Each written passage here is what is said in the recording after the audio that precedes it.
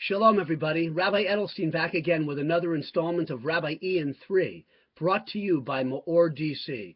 You can learn about our programs at MEORDC.com or on Facebook, MEOR DC, and find out about the Maimonides Jewish Leaders Fellowship, for instance, a 10-week seminar on Jewish ideas. We're taking applications now for the spring semester at GW University.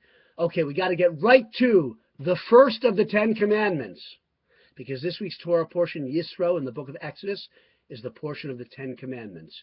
Number 1, Anochi Adonai Elohecha asher hotzeisecha me'eretz Mitzrayim mi beis avadim. The first of the 10 Commandments, I am Hashem your God, who has taken you out of the land of Egypt from a house of slavery. This is the foundation of all the other commandments.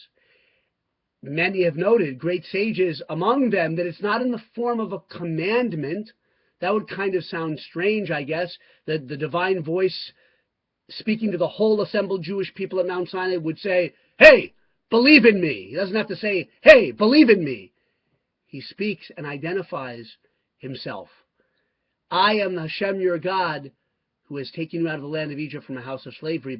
So it's the foundation of all the other commandments. It's the establishment of the connection, of the perception of the reality of that, the existential reality that there's a God, a personal God who addresses mankind, who is speaking through the Torah and the commandments of the Torah to the Jewish people. It's the foundation of all the commandments, but it itself is a commandment, as our great sages understand it. A commandment of, I guess you could say simplistically, to believe in God, right? No, it's not that. The Jewish people didn't need a commandment to believe in God. They saw God, his wonders, his miracles in the 10 plagues in Egypt.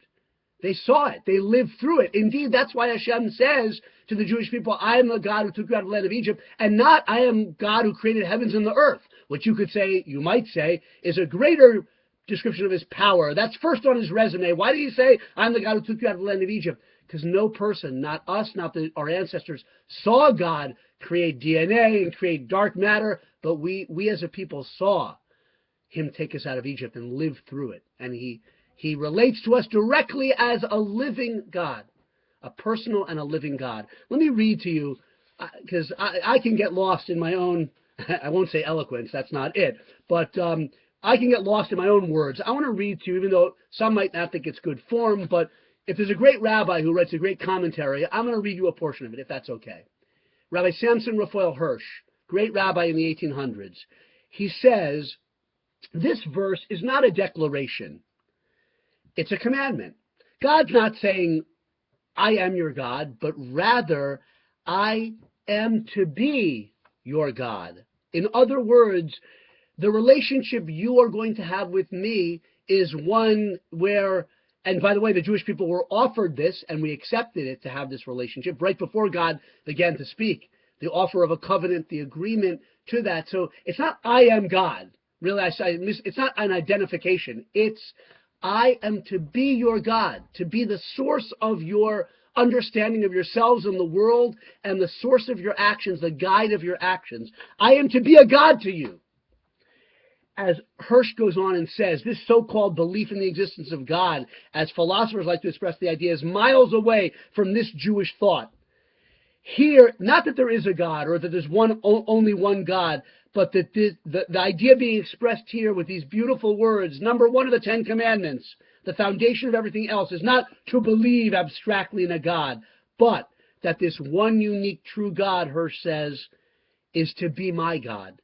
That he created and formed me, placed me where I am, keeps me, watches over me, leads and guides me.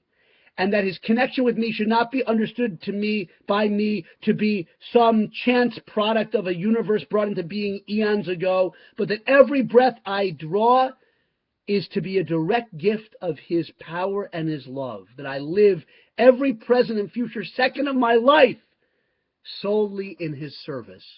Wow. Those are some eloquent words, I think, way better than Rabbi E.